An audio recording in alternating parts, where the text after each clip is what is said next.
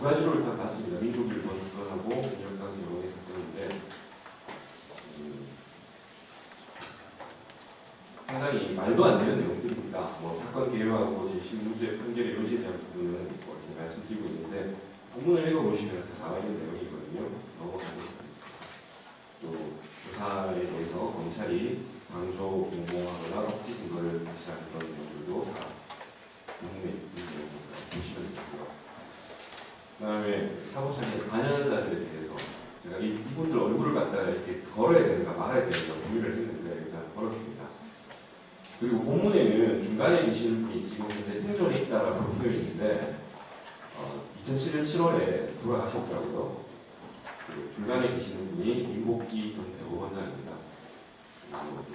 민혁당 재건의 사건 때 대법원장으로서 활동을 하셨는데요.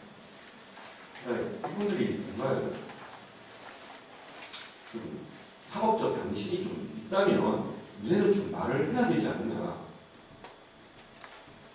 그리고 뭐 민족일보 사건 같은 경우에는 잘 아시죠? 이회창 의원이 당시에 물론 그 재판 자체가 공법회의라고 하는 그런 한계성이 있고 민간인으로서 참여를 했다고 했지만 과거 불법에 분명히 발을 띄었고 그 불법에 대해서 자기 힘으로 판결문에 이름을 남겼다고 한다면 판사는 판결로 이렇게 말하는 거 아닙니까? 하다못해서 우리가 뭐, 이 식구 같은 경우에도 제소를 하게 되면 실명제를 하는데 역사에 길이 남을 그런 판결에 대해서 자기 이름으로 기재한 판결에서 책임을 안 진다는 거 그러니까 어로도라지 않는 그런 생각이 드네요. 그래서 그 인혁당 사건과 관련해서 대법원에서 그 이일규 전 대법원장 한 분을 제외하고는 다 사형에 판사를 했죠. 그나마 이번 한 분 뭐 사형에 대해서 반대를 했는데 뒤에 가가지고는 기억이 안 난다는 얘기로 일관을 하시더라고요. 그래서 뭐 여기 나와 있는 내용들은 2007년에 관련 생존에 있는 대법원 판사들이 사건과 관련해서 언급을 했는데 여기서 뭐 참고할 만한 건 일규 대법관의 내용이 되겠죠. 서면 심리만으로 유심 징역 등이 높아졌다는 재판 절차의 문제점을 지적했다. 전원 합의체가 넘겼으나 다른 판사들은 문제없다는 의견이어서 사형이 확정됐다. 그래서 그냥 기계였다는 얘기입니다. 판사가 기계일까요?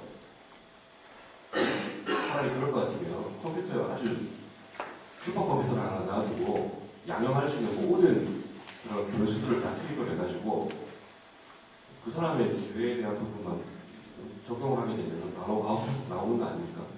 그거 아니지 않습니까? 그러니까 법이 아닌 것을 법이 아니라고 말할 수 있는 용기가 없었다는 얘기예요. 그 당시에. 자, 이런 사법사기는 크게 세 가지 특성을 가지고 있습니다. 첫 번째는 정치 테러의 수단이죠. 그래서 반대 세력에 대한 분쇄를 위한 공포 정치를 가능할 때 그리고 그런 위기 돌파를 위해서 반드시 희생양을 필요로 한다는 얘기입니다. 속죄양 내지는 희생양을 필요로 하고 또 적법 절차라고 하는 것은 없습니다. 여러분 지금 형사소송법 배우고 계시겠지만 형사소송법의 가장 큰 모토가 뭡니까? 유심스러울 때는 피의자 또는 피고인의 이익으로 돌리라고 배웠을 겁니다. 근데 그게 실종되었다는 얘기죠. 이 당시에는. 그리고 무엇보다도 신속한 집행을 하죠. 자, 왜? 보통 안 그렇습니까? 일반적인 범죄자들 같은 경우에 우리가 무슨 일정 기간을 유예해야 되는 건 아니죠. 지금 현행법상 보게 되면 법무부 장관은 사형 선고를 받은 날로부터 6개월 안에 사형 집행장을 발부하도록 되어 있어요. 그래서 뭐 한간에는 집행을 11년 동안 13년 이상 안 하니까 법무부 장관들이 다 직무 유리한 거 아니냐 그런 식으로 뭐 얘기하는 사람도 있다고 합니다만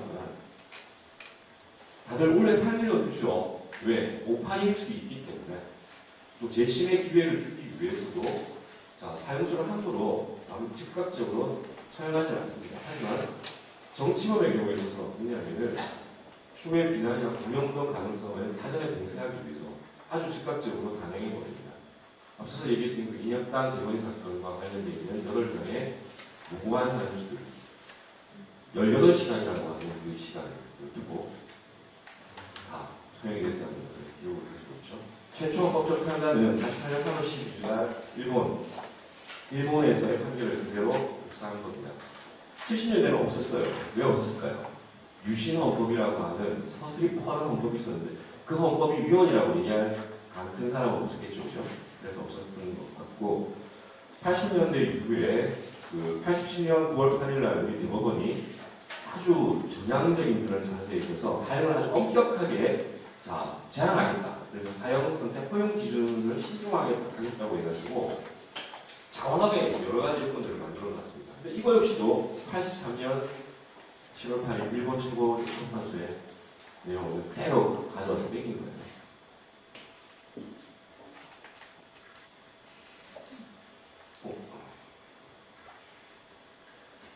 자, 헌법재판소 구성 이유를 보시면은 그 95년 9호 1 결정이 있기 이전에 두 번 더 있었습니다. 근데 그 89년과 90년에 그 헌법소원은 다 기각이 되어버렸어요. 왜냐하면은 그 당시 이제 헌재가 구성되고 얼마 되지 않았고 좀 우왕좌왕하고 있었죠. 우왕좌왕하고 있었고 그리고 89년과 90년에 이 총리는 권리 구제형 헌법소원이었는데 결국은 청구기간이 지났다. 그리고 재판기일을 추후에 지정하겠다. 재판기일 추후 지정하겠다 해놓고 난 다음에 추후 지정하려고 보니까 이미 사형 집행하고 끝나버린 거예요. 오청원이 없는 그런 결과가 만들었고 처음으로 우리 헌재가 헌법적 관점에서 사형에 대한 판단을 한 것이 95분바 1 결정입니다. 대략적으로 말씀드리자면 이 청구인은 지금 살아있습니다. 95년도 같으면은 벌써 집행되었어야 되죠, 그죠? 그런데 대법원에서 파기 만송이 되어가지고 무기징역이 확정되어가지고 지금 부산에서 보급 중에 있습니다. 운 좋은 사람이죠, 그죠? 그래서 여기 보면 재판관들별로 일단 합헌에 대한 부분을 얘기하고 그다음에 입법 개선 전제 합헌 그리고 일부 위원, 전부 위원 주장을 있는데 앞에 이분들이 임명 당시에 국회에서 인사청문회 했을 때 얘기했던 거랑 결정을 했을 때의 의견이랑 조금 차이가 있죠. 그래서 이강수 소장님 같은 경우에는 조직 일관으로 그죠? 되지는 않는다 합헌이라고 얘기했는데 이동 재판관 같은 경우에는 폐지국도 가능하다 해놓고 이 사람은 합헌을 얘기하고 있고 또 송도한 재판관도 폐지론에 공감한다고 했지만 일단 합헌에 인권을 들어주고 있다는 겁니다. 그래서 청문회 때는 아주 인권을 갖다가 생각하고 아주 고귀한 그런 인품을 지니고 있는 것처럼 보여야 했겠지만 실제로 결정을 해야 하는 상황에서 이렇게 마음이 변할 수도 있다는 거. 아이러니하다는 그런 생각이 들었습니다. 자, 그래서 일단 지금 현재 공이 그 헌법적 평가에 대한 부분을 지금 얘기를 하고 있지만 이제 헌법적 평가에 대한 부분은 더 이상 모르겠습니다. 앞으로 시간이 더 지나서 10수년 지나고 난 다음에 또다시 이 부분에 대해서 논란이 있다면 그때 가서 위헌이다 합헌이다 얘기를 해야 되겠지만 이번에 헌재에서 내린 결정을 보게 되면은 이게 헌법적 재판관들이 판단해야 될 문제가 아니다. 그래서 형사입법자들이 알아서 이 부분을 해결을 해라고 공을 넘겨놓은 상황입니다. 그래서 보시다시피 15대부터 해서 지금 줄기차게 의원입법을 하고 있습니다. 의안을 제안을 해가지고 그래서 15대, 16대, 17대 이렇게 해가지고 18대에도 지금 의원입법이 되어 있거든요. 근데 18대에는 아주 재미있게 지금 3건이나 올라가 있습니다. 매년 한 건씩 올라가 있죠. 그래서 2008년, 9년, 10년은 오래죠, 그죠? 얼마 전에 한나라당의 주성영 의원 외에 10명이 제출을 했습니다. 그래서 전체 우리 299명의 의원들이 의정활동을 하고 있는데 거의 3분의 1이 여기저기 다 끼어 있다는 얘기입니다. 제발 좀 논의를 제대로 했으면 좋겠어요. 앞서서 보시면 아시겠죠? 처리 어떻게 됐느냐면 임기 만료 폐기되고 심사 진행 중에 임기 만료 폐기되고 지금 계류되어 있는데 이게 정말 생각한 바에 의해서 헌재가 그렇게 파도를 던졌기 때문에 입법자들이 거기에 대해서 화답을 하는 차원에서 하는 것인지 한해 시행만 하는 것인지 국민들은 지켜볼 거예요. 저도 지켜보고 있을 거고요. 예. 그래서 일단 공이 입법자들한테 넘어가 있다는 거. 그래서